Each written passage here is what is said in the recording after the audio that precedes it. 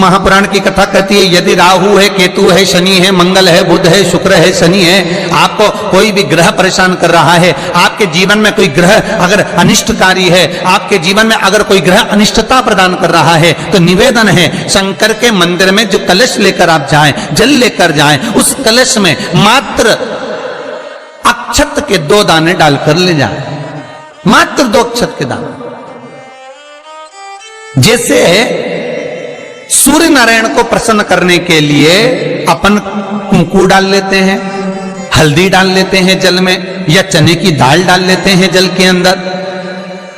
सूर्य नारायण को प्रसन्न करने के लिए हमने चने की दाल डाली, कुंकू डाला, हल्दी डाली, और कभी कभी सूर्य नारायण भगवान से बहुत जरूरी काम है और वो कार्य हो ही नहीं रहा है, या तन पर कोई रोग हो गया है, तो उसको मिटाने के लिए कई बार हमने भगवान सूर्य को अर्घ देते समय सफेद फूल भी डाला है, कभी लाल फूल भी डाला है।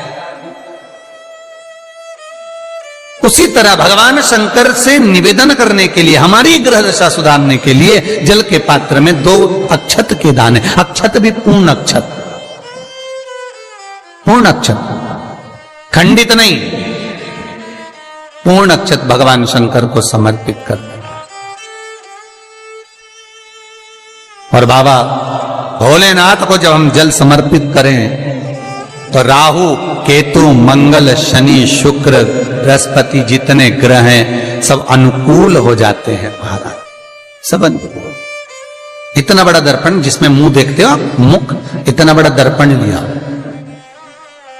अच्छा, पहले के लोग जानते नहीं है, पहले जो घरों में, आजकल तो फैशन की बंदरवाल होती है, दरवाजे पे जो बंदरवाल लोग लगाते हैं, कहीं मोती की लगा रहे, कहीं काय की लगा रहे, परंतु पहले जो बंदरवाल होती थी, उस बंदरवाल में अगर कई शहरों में, जैसे काशी साइड में, तो आज भी जो बंदरवाल मिलती है उत्तर प्रदेश में, और चलो तो गुजरात में, तो उसमें इतने बड़े बड़े कांच लगे रहते हैं, दर्पण।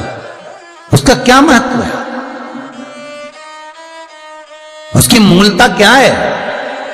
शिव महापुराण की कथा कहती है दर्पण इतना बड़ा ले लो, बंदरवाल अगर दर्पण वाली नहीं तो इतना बड़ा दर्पण लो, हनुमान जी के मंदिर में जाकर, क्योंकि हनुमान शंकर का ही अवतार है, हनुमान जी के मंदिर में जाकर हनुमान जी के उल्टे पांव का थोड़ा सा सिंदूर, चरण का थोड़ा सा सिंदूर एक कागज में लेकर आ जाइए, और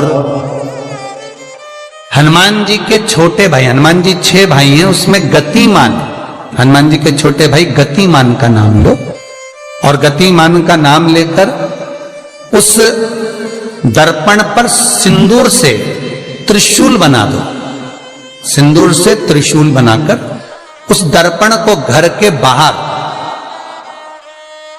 दर्पण का मुख बाहर की ओर, ऐसे बाहर की ओर मुख कर कर दर्पण को घर के बाहर या दरवाजे पर, बिल्डिंग पर, ऊपर जाली में, फ्रंट में, कहीं पर उसको लगा दीजिए।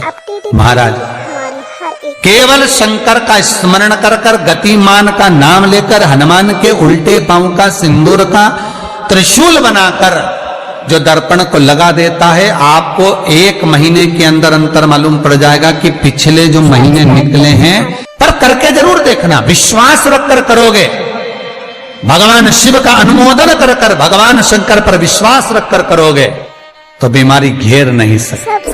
अकाल मृत्यु हो मरे जो काम करे चंडाल का, काल उसका क्या बिगाड़े जो भक्त हो महाकाल का। शंकर की आराधना करने वाला, शिव का स्मरण करने वाला, शिव का निवेदन करने वाला, शिव अर्चना में डूबने वाला, शिव का अनुमोदन करने वाला कभी दुखी नहीं हो सकता।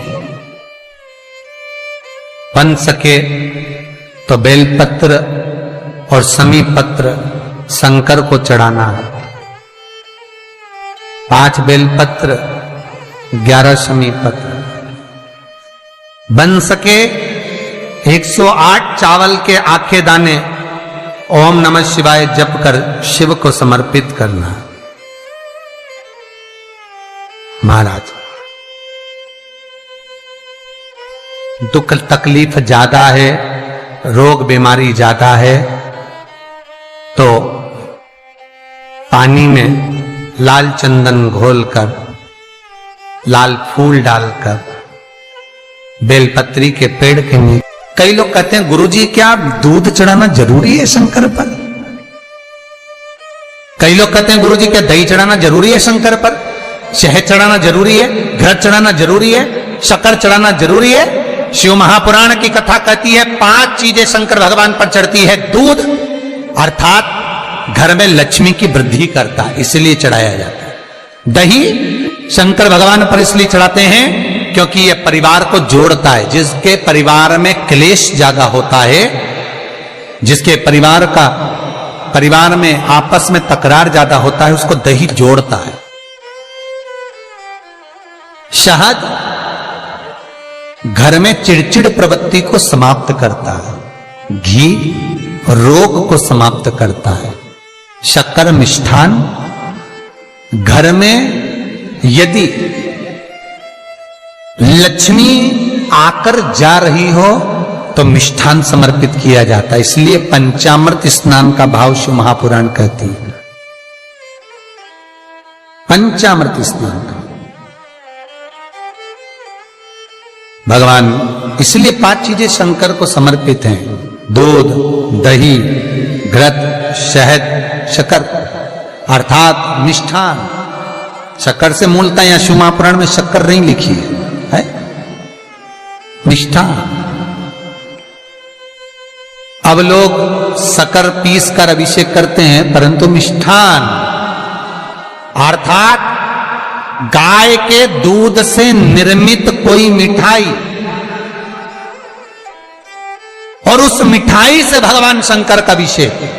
अब लोग भले शक्कर रखने लगे शंकर जी के अभिषेक में, पर यहां शक्कर नहीं लिखा है, यहां मिष्ठान।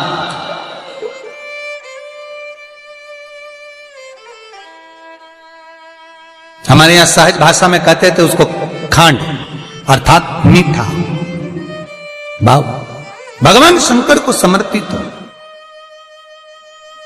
वेद और शास्त्र कहते हैं कि भगवान का यदि कोई प्रसाद बनता है, जन्माष्टमी के समय पर आप भगवान के लिए पंजेरी बनाते हो, भगवान के लिए सुंदर हरीरा बनाते हो, लड्डू बनाते हो, तो भगवान के प्रसाद में गोंद नहीं डलती। ध्यान रखना, आपकी बहू का जापा हो, डिलीवरी हो तो खूब बादाम गोंद सब तल तल के खिलाओ, पर भगवान का जापा हो, भगवान का जन्मदिन हो, भगवान का जन्मोत्सव हो, राम कृष्ण का जन्मोत्सव हो, तो उसमें गोंद तलकर प्रसाद में कभी मत डालना, क्योंकि उसमें ब्राह्मण हत्या का अंश है। ब्राह्मण हत्या। और विद्वान जो ब्राह्मण होते हैं साहब, जिन्होंने शिव महापुराण की कथा या भागवत पुराण पढ़ी होती है, सुनी होती है, वो ब्राह्मण कभी भी, जो विद्वान ब्राह्मण होंगे वो कभी भी गोंद का लड्डू, गोंद तली हुई कभी नहीं खाएंगे। भले वो देसी घी में तले, कुछ भी तले, पर गोंद नहीं खाते, गोंद का लड्डू नहीं खाते। क्यों? क्योंकि इसमें ब्राह्मण हत्या का अंश है।